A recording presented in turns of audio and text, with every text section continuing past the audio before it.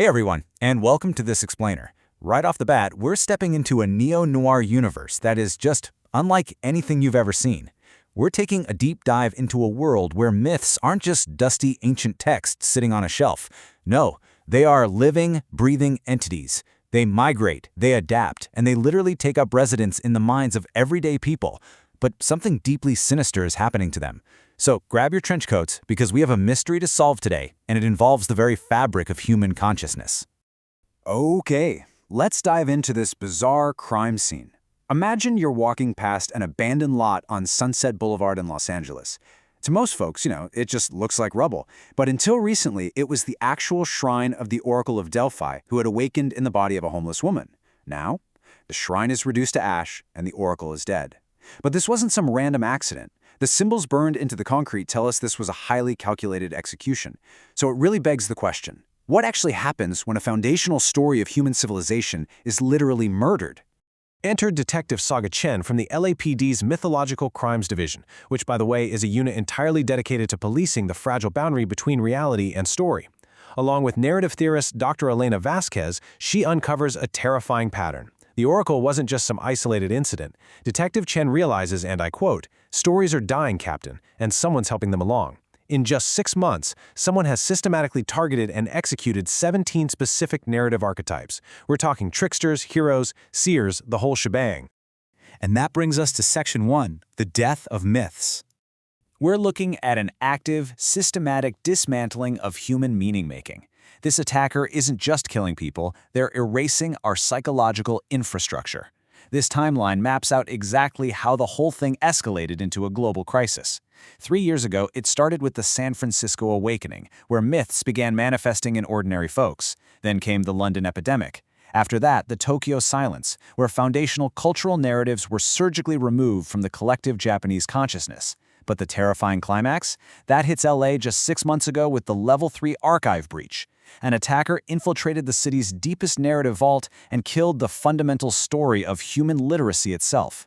Literally, within hours, traffic stopped, hospitals crashed, and people were looking at street signs and books as just meaningless shapes. Section 2. Escaping the narrative cage. Now, what's really interesting about this slide is the core motive behind these crimes. You see, this isn't just senseless villainy. It's actually driven by a radical, thought-provoking, philosophical argument against inherited stories. The mastermind, Dr. Jonathan Cross, uses something called the Unmaking Codex. It's this incredibly dangerous Byzantine manuscript that acts as a manual for narrative vivisection. It literally deletes stories from the collective unconscious without actually killing the human hosts. Cross fundamentally believes that every myth and plot structure we internalize is a mental prison. So by using the Codex, he genuinely thinks he's performing the greatest act of liberation in history, freeing humanity from the narrative cages that dictate exactly how we feel and what we value. So we have a massive clash of ideologies here. On one side, you've got Dr. Jonathan Cross, who wants to forcibly destroy stories from the outside to liberate humans. But on the exact opposite side, we have Dr. Saga Chen. She also believes stories can be cages, but her method is entirely different.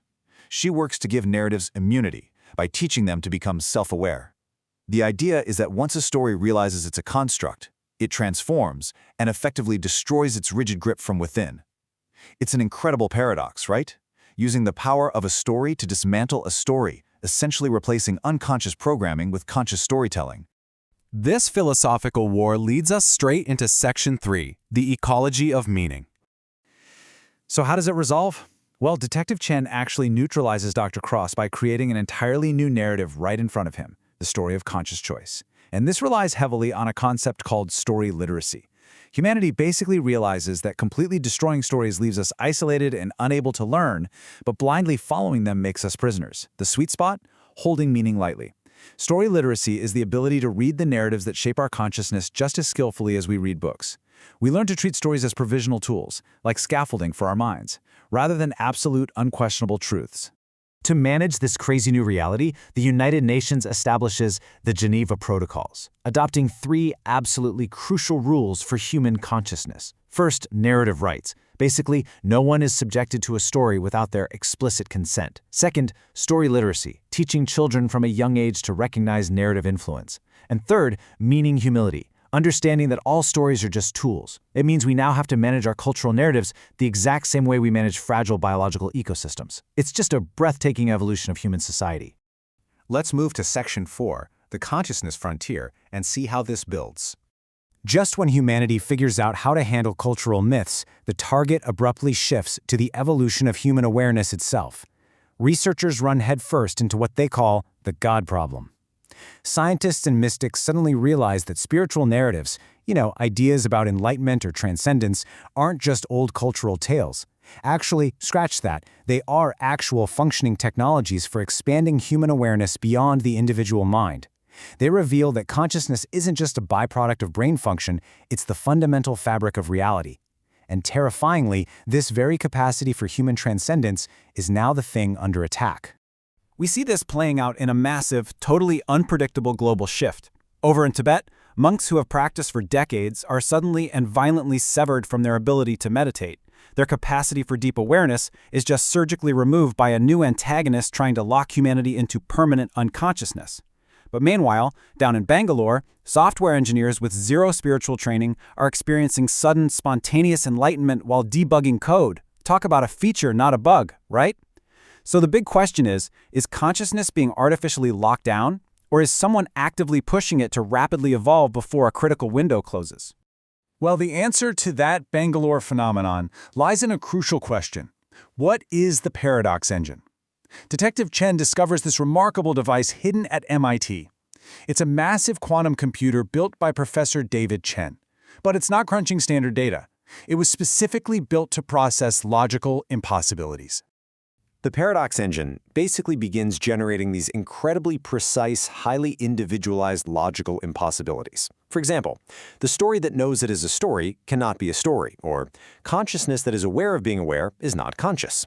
When people read these machine-generated koans, their rigid conceptual structures just completely collapse. The machine acts as a high-tech shortcut to enlightenment, triggering mass spiritual awakenings. Someone is actively using advanced technology to artificially upgrade human consciousness before the forces of negation can wipe out our capacity for meaning altogether. It's an absolutely incredible journey, isn't it? From investigating the murder of a Greek oracle in a random LA parking lot to the global defense of human awareness itself. Which leaves us with one final, highly provocative question to ask ourselves as we wrap up this explainer. Are you using your stories, or are your stories using you? Take a really hard look at your own narrative cages. Are they serving your growth, or are they holding you back? Think about that the next time you find yourself entirely swept up in a narrative. Until next time, stay curious.